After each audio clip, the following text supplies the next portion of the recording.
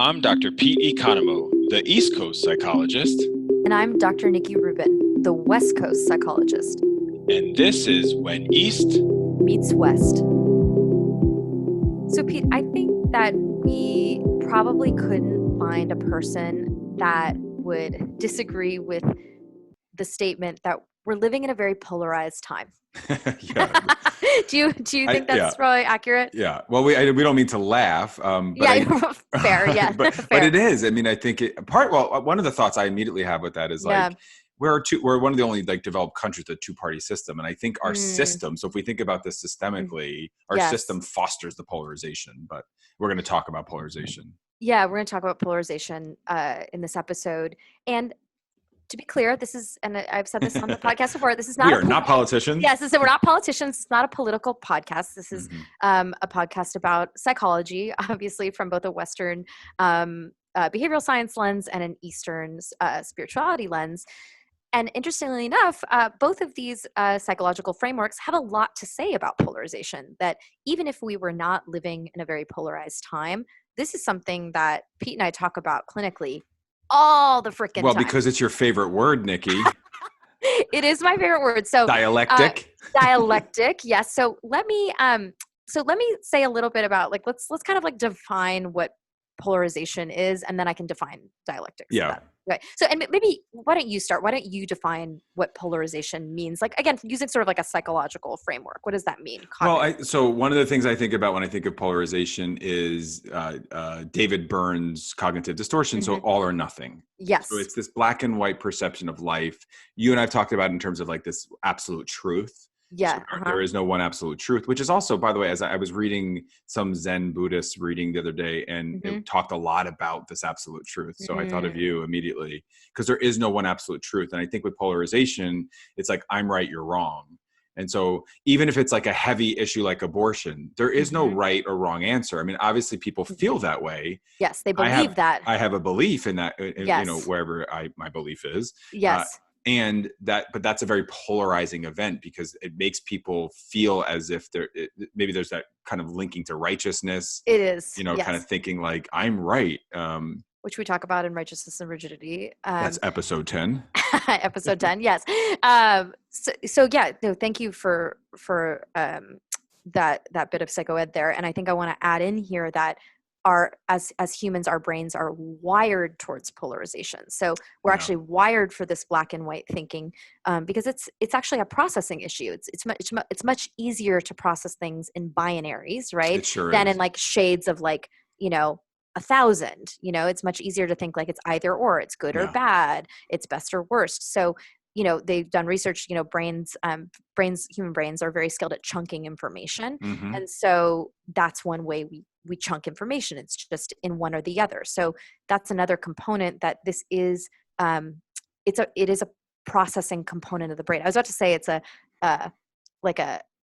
error, but I don't even want to say that. It's just a part of the brain. It's just neurologically how it works. And I know you love my definition. So I love them. Division into two sharply contrasting groups or sets of opinions or beliefs. Thank you. Yes. I like the idea of sharply contrasting. I like that as well. Is that a Merriam-Webster? Yeah, favorite? Sure. Let's call it that. I'm not 100% sure. Okay. Is it from Google? From Google. From Google. Okay. It's from Google. Dr. Google. Yeah. Dr. Google's got a lot to say. Okay. So polarization is really these these sharp contrasts in perception, beliefs, and as Pete's explaining, when people meaning all humans, are Pete and I as well, all of us are focused on our own opinion or belief about something, right? We not only attach very tightly to that, we view the opposite belief as incorrect or wrong. Right. Okay. So now it's time for dialectics. Her favorite thing. My favorite thing. Producers, bring in the music. My favorite thing. So, and I've said before, my best friends from college who are not psychologists, just always tease me because they Well, they just They all make know. sense, dialectics. Yeah, they just love them. Get They ready, love them. So, listeners. Here yeah, we it's go. good. Go ahead, Yeah. Dr. Rubin. So as I've talked about before, so a dialectic is not a psychological term. Mm-hmm. Actually, it comes from philosophy, excuse me, and it has been borrowed by third wave cognitive behavioral therapies, initially by Dr. Marshall Linehan, who created dialectical behavior therapy, Mm-hmm. because dialectics help target polarizing beliefs. Mm-hmm. And DBT, dialectical behavior therapy, is really focused on helping those that are experiencing intense emotion, which, by the way, causes polarizing beliefs, right? Look at that Yeah, look behavioral at that. cycle. Yes, yeah. Come back to a more accurate and balanced lens. So there's two definitions of a dialectic. The first is like there's no one universal truth in the world, meaning another way of saying it, no one universal belief or absolute truth, right? There's no one right way to be a person. There's no one right perspective. There are infinite perspectives and beliefs and ways of living on this planet as a human. Mm-hmm. The second definition, which is the one that I would say we sort of utilize clinically in a more active way, is that two opposite things exist at the same time. Mm-hmm. This is actually very, very uncomfortable for the brain to hold.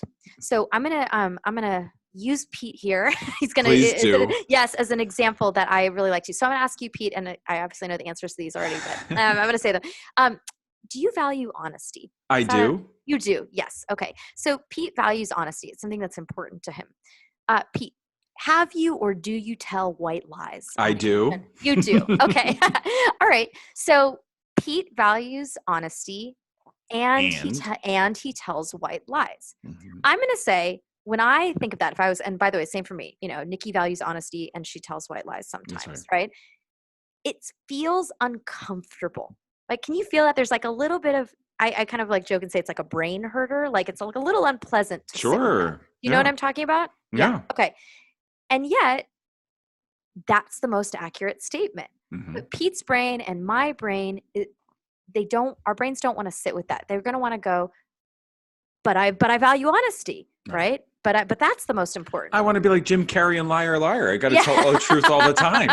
Right. So not possible. So these two diametrically opposed facts both exist. And what we know is that when we're able to acknowledge and sit with a dialectic, right? So acknowledging these two opposite truths, not only is this actually more emotionally regulating for the brain, it's the most accurate, it's the clearest, that there's space to see both sides. So I'm curious, like, what are your thoughts about that, Pete? Well, it exists on many different levels. So that I like that example because I think that's very accessible. And it goes much deeper too, because I think, I had a student ask like, well, how can someone identify with one sexual identity and then engage in another sexual behavior? Right. Yes. Very, very good example. Yeah. Mm-hmm. So, I mean, that's heavy for people, and many people won't understand me even saying that, frankly. Yes. And we know that within sexuality, it's fluid. Mm-hmm. And so that there are certain things that nothing really matches. And nothing really matches. Yeah. And that's okay. Yeah. Well, and that's so hard for the brain. It's so hard for the brain, especially when we're emotionally tied to something, right? So it's like our brains really like our own beliefs. Say more about that. I like that, because the emotion is likely what makes that's really what drives the dialectic, or like the righteousness of it, right? Well, drives the opposite of the dialectic, right? Drives the polarization. Yeah, absolutely. So, when we experience intense emotion, and we all do, and again, oftentimes we experience intense emotion around things that are related to our values and what's important to us. Unfortunately, again, this is a brain science thing here. The more intense our emotions are, and if they become even dysregulated, meaning like they're like really like out of whack, I guess is the best way to say it, our brains produce more evaluative statements, more judgments, more polarizing beliefs. And then those beliefs get, for lack of a better phrase here, stickier, like we're more attached to them. And it's the cycle. And then the more attached we are to these polarizing beliefs, it activates more intense emotion around it, right? So like if I don't know, like we can use kind of like an innocuous example. If, I don't know, in your town, they want to Put a Starbucks. Yeah, great. They want to put a Starbucks, and there's never been a Starbucks before. You guys have all local businesses, and some people in the town are like, this is great. Like, it's so, it's going to be such a good deal and it's so quick. And we love Starbucks coffee. And then there are other people in the town that are like, it's ruining our businesses. Commercial. It's commercial, right? Yeah. And look, I have no opinion about this. So it's interesting, as I was talking about it, as I'm just saying each of those imaginary beliefs that we're coming up with, I can feel my body start to react. I mean, can you feel that a little bit? Well, this was actually a real life example in a neighboring town where there was a town who, I guess they have some sort of law against commercial businesses. And so, because it's all for like small businesses and just to keep it like small and quaint. And then there was like a Dunkin' Donuts or a Starbucks, and the town was up in arms and they were so split. And so it's both really funny and it's charging. And it's charging. It's charging. So, hey, Dunkin' Donuts and Starbucks, want to be a sponsor? Yeah. I wouldn't hate that. Yeah. But you're right. People will get onto those camps. And I think what we see now, and this is, we're trying not to be political, and we can't not be. That's a pink elephant as we're talking about this. Sure, yes. So I think the due diligence is for us to at least address this a little bit, because there's this polarization of politics. And right now, that's what's creating the issue. So I started off by saying that because I think, if not all developed countries have more than two parties. I mean, I'm pretty sure all. I think we're the only developed country that has only a two-party system. I mean, I'm embarrassed to say I have no idea actually, but well, like I think like Germany has like 7 or 8, and Sweden has like the same. Like, so a lot of these developed countries have multiple parties. So right now it allows for more viewpoints. It allows for more exactly, which I think is interesting, because I think like perhaps some people would listen and say like, well, that's going to create more tension or more difficulty. And the kernel of truth is, yes, that's right. And it's more accurate, right? There's more space to see like the many different shades, that it doesn't create an environment that's as adept at cultivating polarization as the system in our country.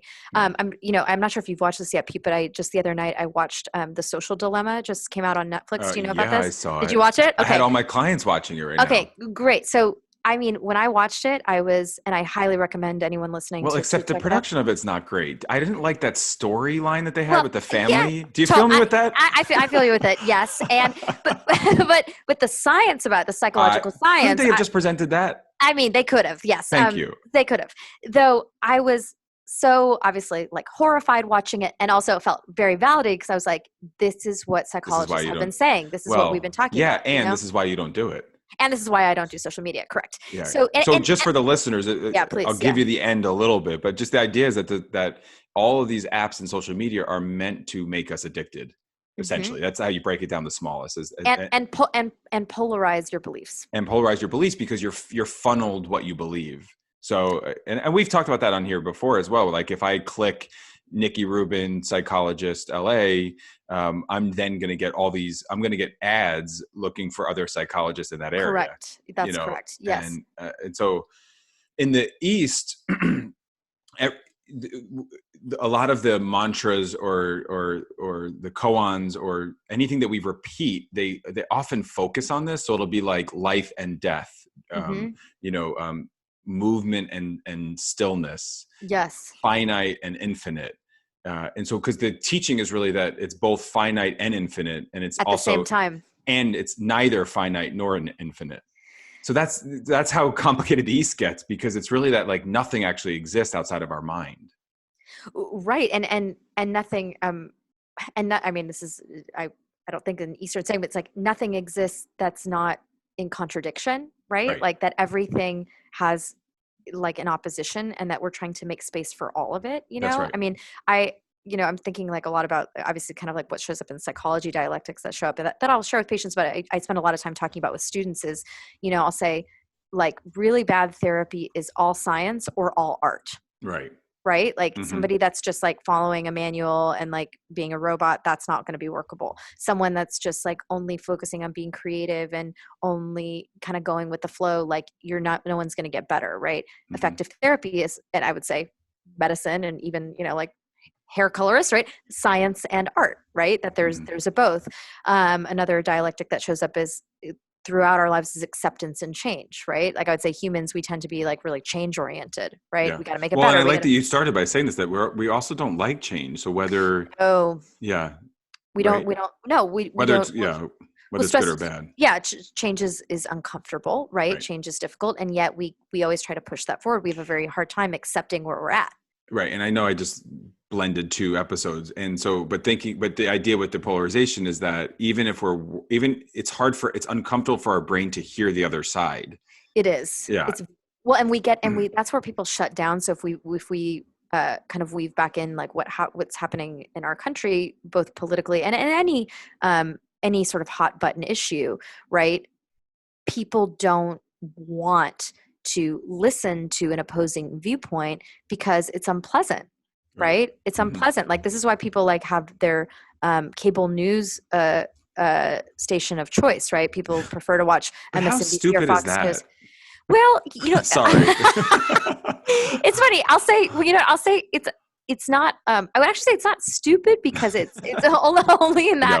No, nice. No, Not nice, Pete. that's funny, but no, but it's only in that. And I don't mean this like in a Pollyannish way. I mean it's just not stupid in that it is how we're designed. Our brains want to be comfortable. Our brains want to stay attached to what it is that we believe, and so what's unfortunate and what the social dilemma talks a lot about is that if we're then environmentally only presented or primarily presented with experiences and people and beliefs that match what we believe and like and know, our brains are going to choose that every time. That's right. Because that's how we're designed, right? Like it takes conscious willingness, it takes mindfulness to choose to step into discomfort, including opposing viewpoints to one's own. Yeah. Yeah. And so how do you work with clients around this? Because I do think that this is something that, so we've normalized it. We all experience it. Polarization is both neurological and behavioral. Mm-hmm. So mindfulness, of course, is the path to everything. Yeah. But what are some other things that if you're noticing this with like a family member or something like that, what would you do? In addition to actually the psychoeducation that I've been talking about today on the podcast, because it is important to understand it, right? Like I want people to understand like this is what your brain's going to do and it's not accurate. I mean, not with people in my life, though I end up talking about dialectics a lot with patients. I make people practice it. Yeah. Actually I make people practice it. I actually have people like write down dialectical statements. So like dialectical thinking. So this and you hear Pete and I do a lot, right? So to get a dorky grammar person for a second. You're my word girl. I know I am. Creative writing major. Woo. UCSD. The word but grammatically functions to negate the first part of a sentence, right? So like if we go back to what I said earlier about Pete and honesty and white lies, if we're like, Pete values honesty, but he tells white lies. Like, what does that imply, Pete? That I'm a liar.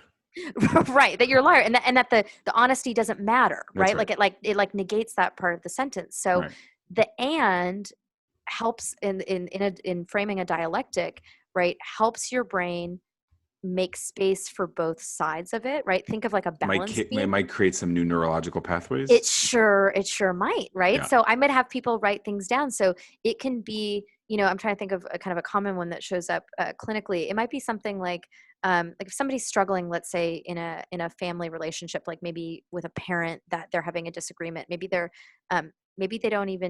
they really don't like something that their parent is saying. Yeah. A dialectic I've had people practice is, I don't like what my dad believes and I love him. Right. That's a great one. Yeah. How about you? What are some of the things you work on with patients? Yeah, I think, trying to create some self-awareness, some insight around their own belief systems, this idea of no absolute truth. And it would depend, because I wanted to bring in some more of the East, at least for this podcast. Yeah, please. Yeah. Because a lot of the sutras or mantras that we so there's one called the Heart Sutra that I like, and it will be something like without loss, without gain. So in emptiness, there's no form. no, no realm of sight, no realm of consciousness, no ignorance, and no end to ignorance. Right? No old age and death, and no end to old age and death. No suffering, no cause of suffering. So there's always the whole. So you get like it's the duality, right? It's the duality. Oh, there's the Eastern term. See, that's my word, girl. I'm the one that's supposed to be bringing that in there, but absolutely, the duality, right? So would you say duality is like a synonym of polarization in a way? Yeah. I would say duality is a synonym of dialectic. Okay. Yeah. Right, because the polarization is the either or, right? The duality is like the existence of both. Oh, thank you. You're so right. Yeah. Just love me some words. No, and it's so. And I know, in other Eastern perspectives, like in Taoism as well, like there's a lot of dualities. Even like I'm thinking, and I'm embarrassed to say I don't know which. I think it comes from. Somewhere in the East, just say it's somewhere in the East. Well, I would say China actually. I think because I'm thinking of it is like the yin and yang symbol, right? Like yes, I think that's Chinese. So that's Chinese medicine, actually. Yeah, Chinese medicine. So that's what that's talking about, of like the both, right? So I had a client wearing the yin and yang the other day, and so that was also really helpful. Of like, I was able to ask, well, do you understand what's the meaning of your necklace to you? And then was able to do some education on what yin and yang actually means, and that's it. I know we're about to wrap up, but I think for relationships, I see that a lot. Like relationships typically exist that are long-term based on yin and yang, because that's that whole principle is that these dualities actually work well together. They do. It's a complement, and it's more holistic, And so I think in ending here, what I want people to really get curious around, right, and practice some openness towards is that there's no one right way to be a person. There's no one right way to believe. There's no one absolute truth in the world.